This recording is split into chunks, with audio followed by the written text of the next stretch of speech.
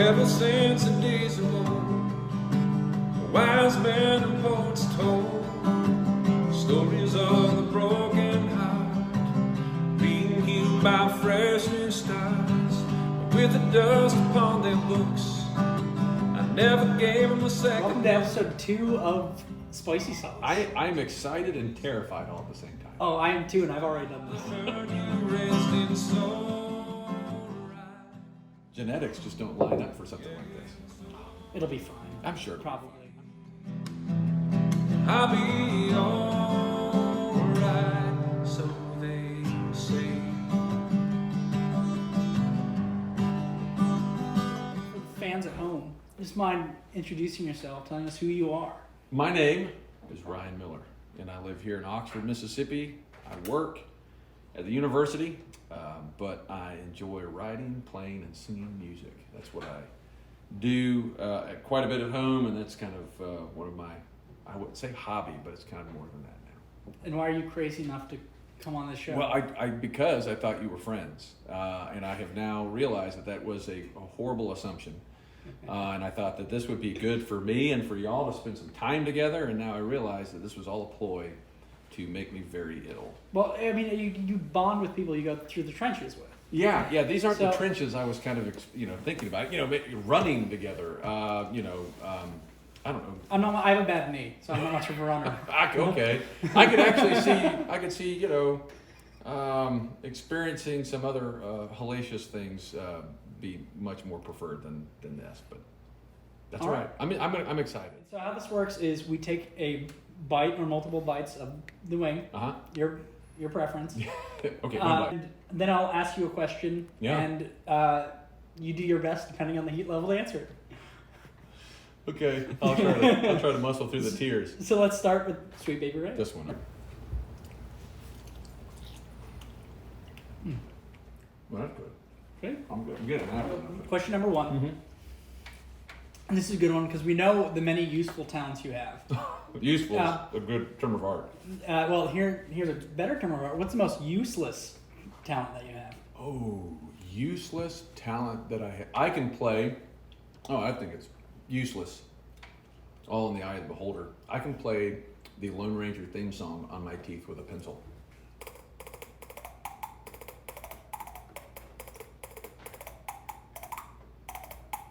See? That was good. That's great. That was awesome. Pitch control and everything. Do you like Taco Bell? There was a time in my life when I was a partaker in the Bell of Taco. But they're mild sauce. They're Yeah. mild. Okay. That's what this that's is. the second one. So we can let's hit number 2. All right. This is gracious.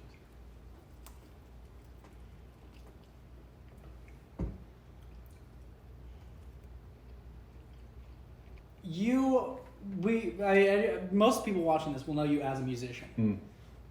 There's probably not a set process for, I sit down and I do X, Y, and Z every time. But what is the process of writing a song, at least for you? Do you have some rituals or? No, I think that's a great question. And it's actually one I think about quite a bit because I love to write songs. In fact, I'd consider, I'm really a singer who plays the guitar. I'm not a guitarist who sings, right? So my guitar playing is minimal. But what I really enjoy doing is writing songs and coming up with different lyrical turns of phrase, and I like poetry, and I like coming up with funny country songs, and so I do try to think about often. How does that happen? How does that come together? And there are some songs that come to you like this. It happens very quickly, and all of a sudden you have a song. And I'm not saying it's a good song. I'm just saying some songs just hit you and you're like, oh, I've got a tune, I've got the lyrics. Then there are other songs that, as I've often said, you got to put up on the shelf for a while. You got a tune, you've got some lyrics, some verses, but they have to, as I say, you have to pine away for them for a while. And challenge myself to do this songwriting challenge where all right, I'm going to give myself 2 hours. And then you ask people, all right, give me, a descriptive phrase or geography. Where are we? What's going on? And so I asked my family. I said, "All right, I need to write a song in 2 hours. What do I need to write about?" And I think my wife, it was either my wife or my 7-year-old Gracie that came up with, you need to write a song about a wedding. And then I was thinking, I don't want to write a wedding song. Come on. So then I decided, all right, well, this is going to be a funny wedding song. And then I started thinking to myself, this is going to be a funny, like tacky wedding song. And so within 2 hours, I had a song called Red Clay Wedding. And he's a nice guy, but a repeat offender. And his best man is a public defender. We're all, and it's all right. What a beautiful setting. We're all here for a red clay wedding. With good behavior, he'll be out in 3. I guess we'll see if it's meant to be. But wedding cake and Lena's kiss. Why would you want to be free from this? And so that's an example where it came really, really fast. Words, the lyrics came pretty quickly. But I had the kind of the tune floating around in my head. But then a song like one of the first songs I wrote when I was really getting serious about it was The Captain's Son. That's the song for which I won this guitar in a contest, a songwriting contest. That took me months to write. And that song was about losing my dad and me trying to deal with the process of overcoming that and kind of praying through that and thinking through that, how to process all that. That song helped me do that, but that was several months in the making, whereas Red Clay Wedding was a 2-hour song. Are you ready for the next one? Nope. But All I'm right, afraid this we're one's doing good. it. This is the Tennessee Tabasco. hot. This is fine. It's Tabasco. It's Okay. it's basically Tabasco. All right. This is it. I'm a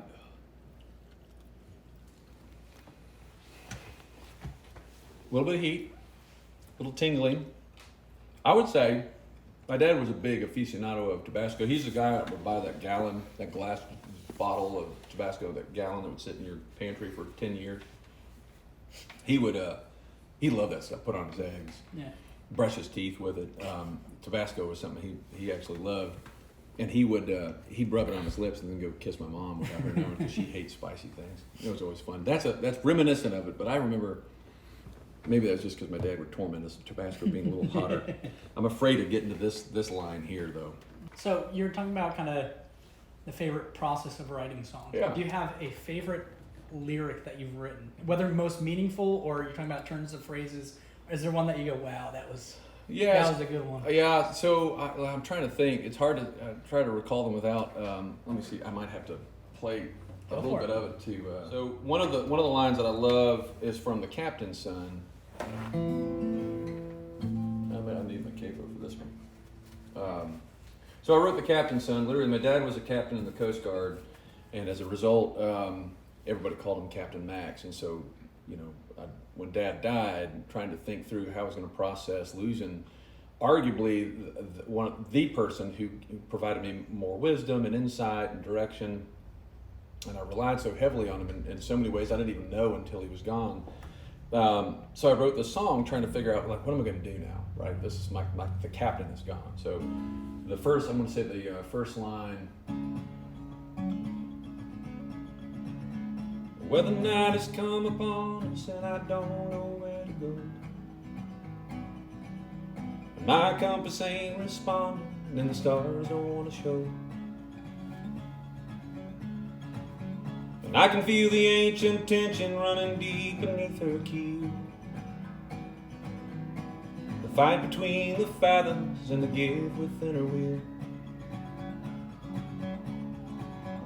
And down below the captain lies sleeping in his rack. I am a watchman, just an ensign with no hand upon my back. And down below the captain lies sleeping in his rack. I am a watchman, just an ensign with no hand upon my back. So I like those lyrics because you can see the whole story is me, or presumably someone, standing at the wheel of a ship amidst a storm by themselves and terrified that the person that has forever provided them direction and advice, and this is how you this is how you steer the ship when you're heading into a storm, is not there. And so what do?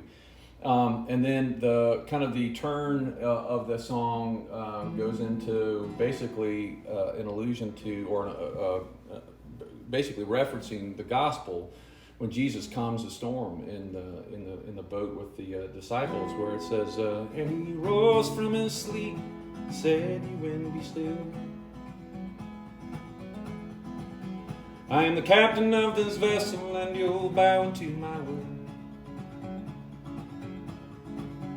Who is this man? How he commands the winds, he doth rebuke. And my faith within him grows, and my death he will commute." So I love those lyrics for obvious reasons, because it helps me think through how am I going to process losing my dad. Also helps me to refocus and re-anchor myself to Jesus as my captain, and my dad, however great a man he was broken and fallible, and was mortal. And so obviously, whether he lived another 20 years or if he died 20 days before he actually did, he had a lifespan, and so putting your ultimate faith in someone on this earth is unwise. And if you do, eventually you'll have to figure out how to handle that. So those lyrics always mean a lot to me. Again, it's very visual, it's very image-based, but it also kind of draws your attention between the parallel of being terrified and being directionless, and then having the ultimate of captains, if you will, available to you at any time. All right, ready for the next one? No. Have you ever had jerk chicken? Yeah. Yeah. Is This that what we're next dealing one's with here? basically jerk chicken. We're Jerk good. chicken. It's called pick a pepper sauce. It's not bad. It's It's not not bad. bad. Yeah, it's This not one's bad. You're fine. All right. It's almost sweet. There's a sweetness to it, but behind the sweetness, there's always there's a song in that somewhere. Behind the sweetness, there's always heat. A lot of people try to do the whole show without drinking any milk. Yeah. You disgust me. How can you live with yourself? Just cool it, Zippy. You sit on a throne of lies. Sour milk challenge. Ooh, kind of. Good Ooh. catch. Got it. We're good. I'm so nervous now. It doesn't make sense. All right. Well, this one. This is a good question. Okay. It's like that. So, what about College Hill Presbyterian Church? Mhm. CHPC. Yep. CHPC. Here we go. We all go to CFPC. What is the thing there, being a member, being an elder, Yeah. that gives you the most? We couldn't figure it out a word, but joy or hope. Mm. What about the church? Gives you that almost maybe like a sense of pride even. Yeah. Or excitement. Excitement would be a good word as Yeah. well. Okay. So I can say that obviously with being separated from the church over the last month and a half, you tend to reflect on those things. So it's a I think a well-timed question. But when I came to college, I'll be very candid to say that I drifted away from going to church. My parents eventually moved up to Oxford, which is another story. But when they finally did, I mean, they're really the only reason that I went to church, because they were here and I felt like I needed to go because my parents were, and it wasn't this innate sense of, man, I really need to be with God's people and I really need to hear His word. So you could even argue at the time that I was, was I a believer? Was I not? I will always tell people that I always knew Jesus, but Jesus hadn't broken me yet. When He did was about the time that Aaron and I had grown very close. And I remember going to a church service in Jackson, at First Pres in Jackson, where she grew up, hearing for the first time a sermon that was not just an expository, it wasn't just preaching through the Bible. That was very, it was very meaty. It was very, it was not, and not to say the church I grew up in was superficial, it wasn't, but this was the first time that I heard, and maybe this is the first time that God had allowed my ears to really be open to hearing true preaching, biblical preaching, and it terrified me. I mean, it really did. I mean, it absolutely exposed how very little I knew of God, His Word, and His Son Jesus, and also it exposed my need to learn more. But it also kind of requires you to go back a little bit when Aaron and I decided to start coming to College Hill. So that was 2005. I was starting my first year of law school, and Aaron and I were engaged to be married. And I was so madly in love with her, I would have gone to whatever church. Oh yeah, sure, that sounds great. Wherever, But she grew up, having grown up in Jackson. The two PCA churches here in Oxford. You got Christ Pres and you had College Hill, and she loved Christ Pres, but she knew everybody there. And she felt like if we were going to be husband and wife and we were going to start our new life together, that she wanted to be in a church that was biblical, that was reformed, but also that she had A, people she did not know, and B, that there was this great cross-section of different generations, different experiences from which we could draw.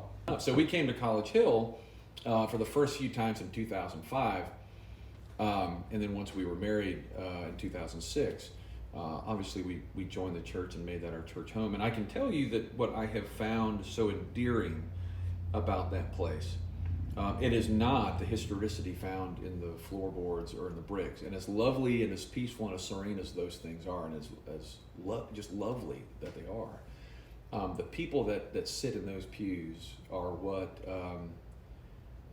obviously what I hear Justin preach from the pulpit, along with the people that sit in those pews, is what draws me to that place. It is as special a church as I think I have ever found, and I believe as there is, and not to say that there aren't wonderful churches.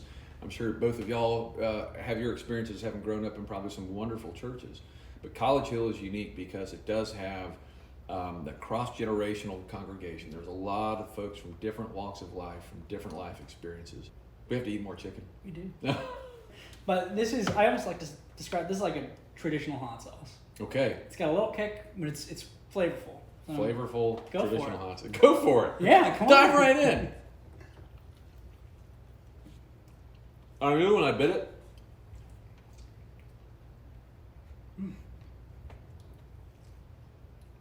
It's pretty good. Right? Yeah. Is it my own scorched flesh that I'm tasting, or is it?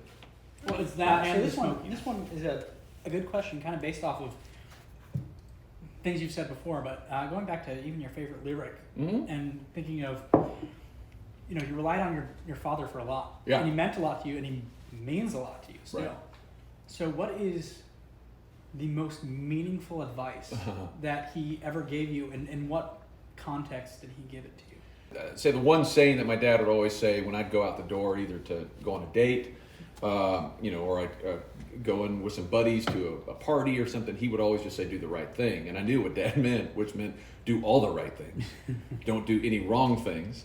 But I think just the way he carried himself, the way he lived his life, in just the witness that he provided in the way he interacted with people was way more impactful than any piece of advice that he could have ever given me or my brother. And I think Patrick probably would say the same. It is funny, this weekend I bought me a chainsaw. My dad has this old, like 1984 Homelight chainsaw that's in this in his barn, my mom's barn. That thing hadn't started since probably 1984. So I couldn't get. So I went and bought a chainsaw, and then I couldn't get my stinking brand new chainsaw started. And I felt like it's like, I'm a man. I want to chop wood. I want to saw wood. I should be able to do this. And it took me forever. And I remember sitting down. There's this kind of gully in front of my mom's house where I actually, a tree came down. I needed to cut this thing into pieces. Huge red oak tree. And I sat with that chainsaw for about an hour and a half just staring at it like, what am I doing wrong? And there was a moment where I was like thinking, boy, if my dad was here, he'd have this thing running like a top in a nanosecond. But then the thought, I got to figure this out. This is, I think Dad has got way more important things that he's concerned with right now, dancing through the streets with Jesus, to look down and say his ne'er-do-well youngest son can't start a dadgum chainsaw. I finally got that thing going, man, and I was cutting wood, and I did have that moment of, I wish my dad could be here, because he would have laughed and told me 800 ways how I'd done it wrong, but we would have enjoyed that.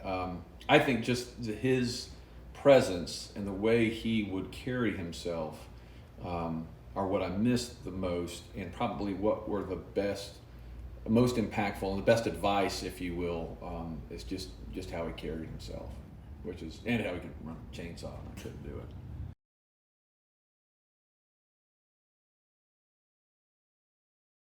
Be careful around your eyes. Yeah, I was doing the thumb on the cheek. Okay. Yeah, good call.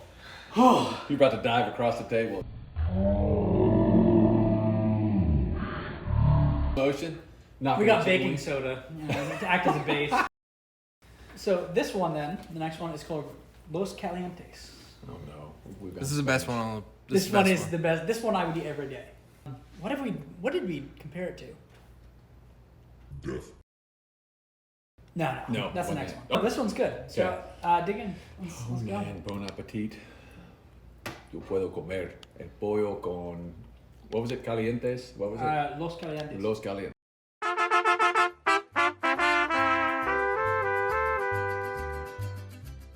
The Hots. Let's talk about. Well, that's good. Yeah, I do like that. Of course, having been to Mexico, right? I lived there for a few months. That's where Querétaro came from. right? Querétaro, that's Yeah. right. You were talking about your law students. Yeah. And you went to law school. Mhm. And so what was, you hear there are all the lawyer jokes, and Uh-huh. there are, people go, oh, year one of law school is, torture. What was Yeah. the hardest part of law school, or like the worst part? What law school is 7th grade. Now think back to 7th grade for a second, gentlemen. 7th grade is awkward, and it's emotionally unsettling, and law school is a lot like 7th grade. And I worked for 3 years after undergrad before I went back to law school, so I older and wiser. I just realized very quickly that I was not going to be the top in the class. I was not going to be asked to sit with the smart kids. In fact, to this day, I'll tell people, if y'all ever meet this guy walking around Oxford, Mississippi, his name is Luke Benedict. He's an assistant U.S. attorney. Luke Benedict is like 6'3", skinny guy, fire red hair, quiet as a church mouse. And I'm walking up to the back of my law school classroom, and I'm just kind of like with my books, looking at all these people staring at me, and I'm like, oh, what have I done? And this is that Forrest Gump moment where, everybody's like, can't sit here, seats taken, that kind of thing. And all of a sudden Luke goes, you can sit here if you want to. And I sat down, and Luke was my best friend through law school, one of the smartest guys. And he single-handedly got me through law school. Now, I had to get myself through the bar exam, but Luke Benedict got me through law school. I love what I do. I appreciate the fact that my law degree helps me in my current job without actually having to slug it out in a courtroom every day. But law school is not for the faint of heart. It is, in fact, 7th grade all over again. It's almost as bad as this next week. Yeah, that's what I'm afraid of. So this one, What's it called? it's called Da Bomb. That's the brand. Okay. And the name of the sauce is Beyond Insanity. Oh, you messed up. That's bad. That's bad. Yeah. Yeah. Yeah. No. Yeah. No. No, I'm gonna. Yeah, that's bad. Now, the I guess you've already sang your favorite song. Would you mind singing another song? Yeah, I'm gonna write one on the spot. It's called "I Hate Bobby and Robbie." Do. It's a fun little ditty. Wow. That one sucks. Woo! That was bad. Like my lips? Yeah. Kids, don't try this at home. If they invite you over for their podcast, it's a setup. You sing into the wind. Hello, lover. Is it you or is it me? Have we lost what we once to? Oh, now I'm making the words mixed up because my lips are burning. Have we lost what we once treasured? Yeah. Blind to what we couldn't see. Hello, lover. Guess in time we'll finally know. It was great I thought you for- did a great. Your diction was a little garbled. Oh, it's because I was chugging milk beforehand.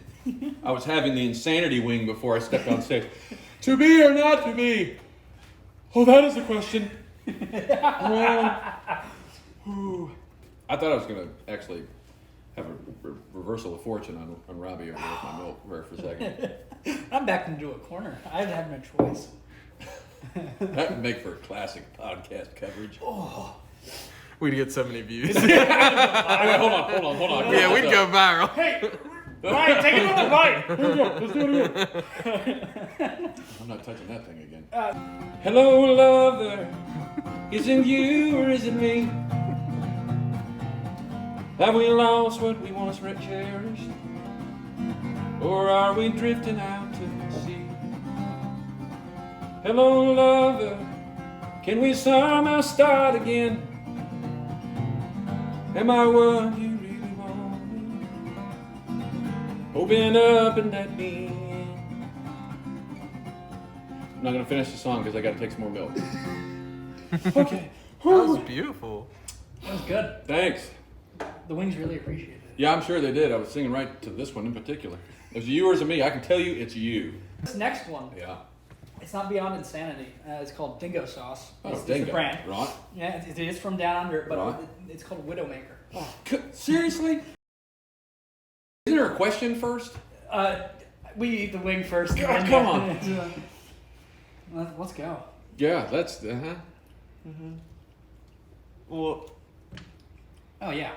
But I didn't get a lot of the skin that time because of Fear got in the way, or fear. Okay, see? so my thought is because my lips are still so on fire from this one tastes better. What is that? Hold on. It's good. it may have been a little prematurely. It's got a little kick to it. Yeah. Oh, does it sit in later? Sometimes A little bit. I hate y'all so much. What is the most embarrassing story you can share with the public? You mean other than the time I almost vomited a chicken leg? Yes. Besides that, I don't know. You know, the kind of thing about being embarrassed, I kind of have I set the bar low in terms of my expectations of the cool factor. In fact, I tell my business law students every semester, first day of class, I tell them, I'm going to give you a pearl of wisdom in this first class. You are not nearly as cool as you think you are. The sooner that you can accept that, the way better your college experience is going to be. If you just let go of all those preconceived notions about what is cool, what isn't, and you just kind of accept the fact, hey, man, I am who the Lord made me to be. This isn't the same thing as saying, hey, this is my sinful nature, I'm just going to accept it. That's not what I'm saying. Kind of throwing off any preconceived notions of what the world says you need to be or should be. There was a time, my freshman year. Oh, my lips are still burning. I was 18 years old. I was from Long Beach, Mississippi, and I came up to Ole Miss. I was trying to, impress people because that's what you're supposed to do your freshman year of college. And I was walking from Stocker Dormitory up to class. And there's a very tall hill that you have to walk up. There are 2 flights of stairs. And apparently it had rained quite a bit the night before. I didn't know that. And, for those of you that are familiar with the Ole Miss campus, there's Stockard, which is the male dormitory, Martin, which is the female dormitory, but you walk up the same hill to go to class. Like my lips are about to melt off my face. they're actually dripping down Yeah, your cheeks. I I want to catch that's, that.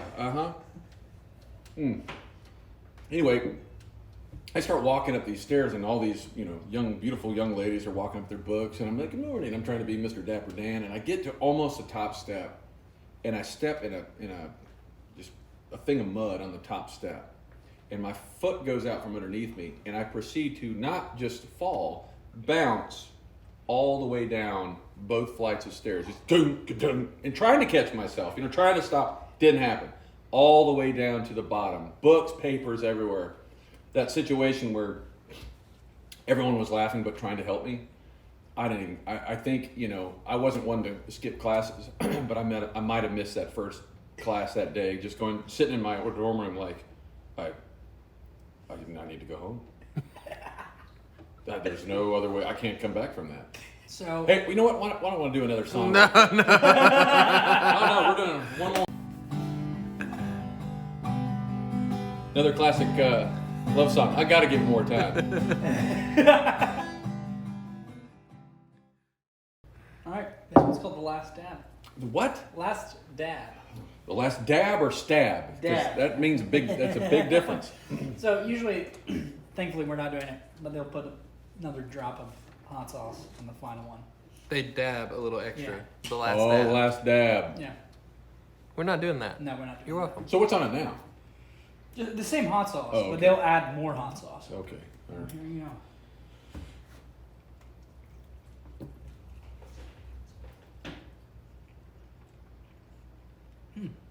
It's almost citrusy. There is this, yeah. I didn't know death tasted of citrus. So, last question. Yeah, man. You've been through a lot. Yeah.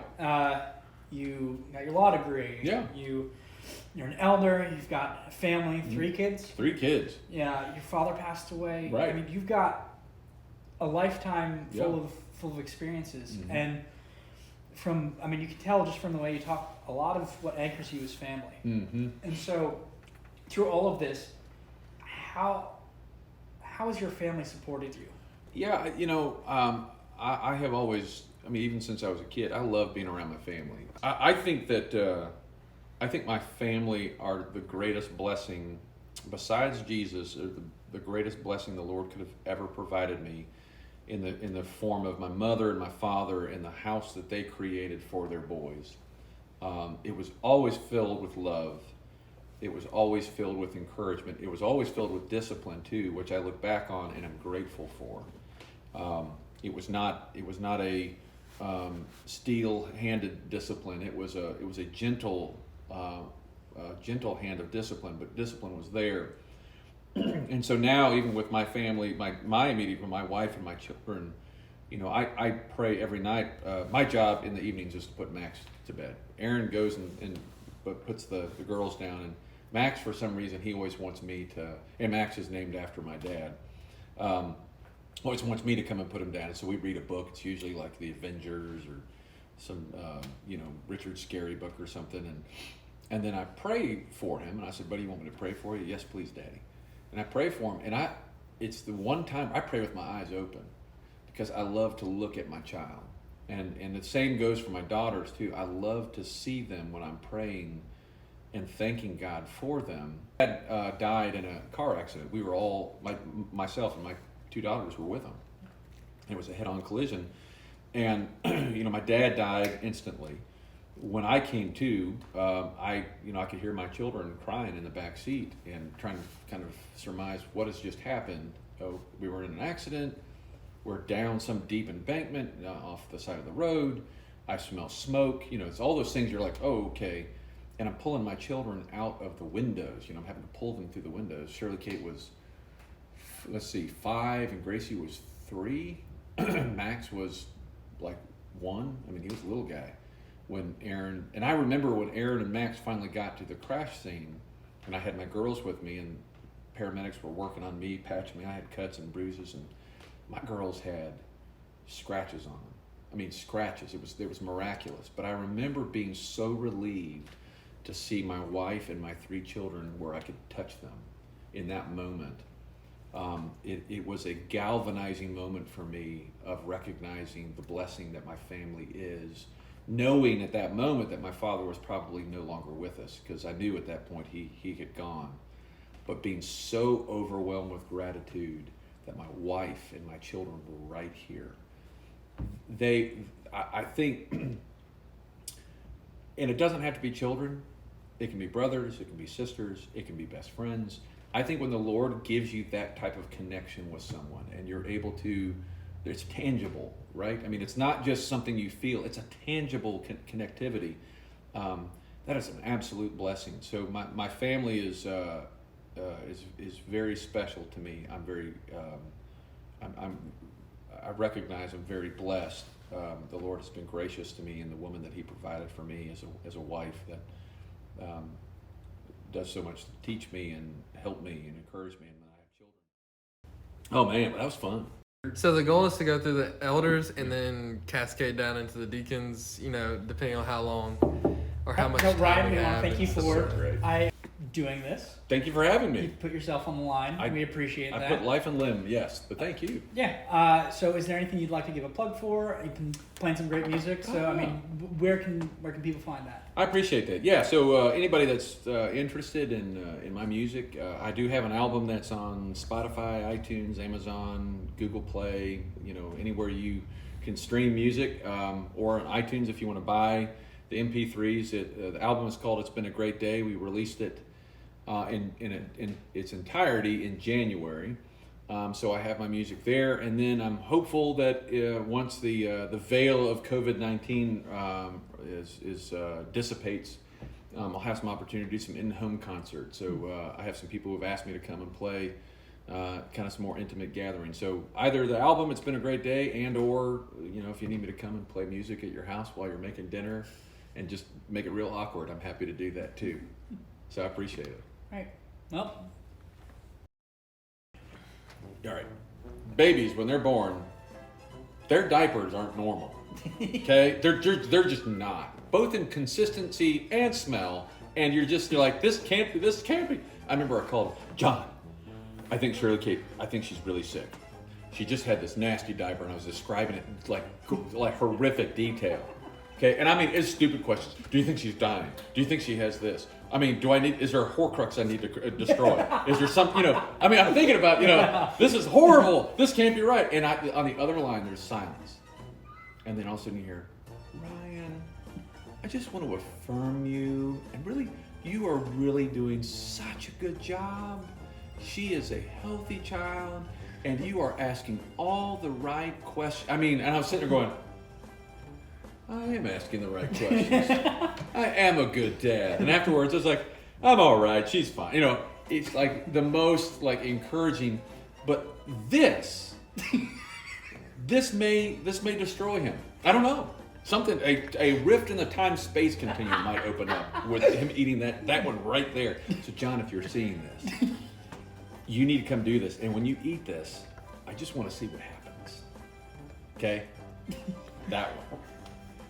And I'm going to affirm you and encourage you that you're going to need about 4 of these things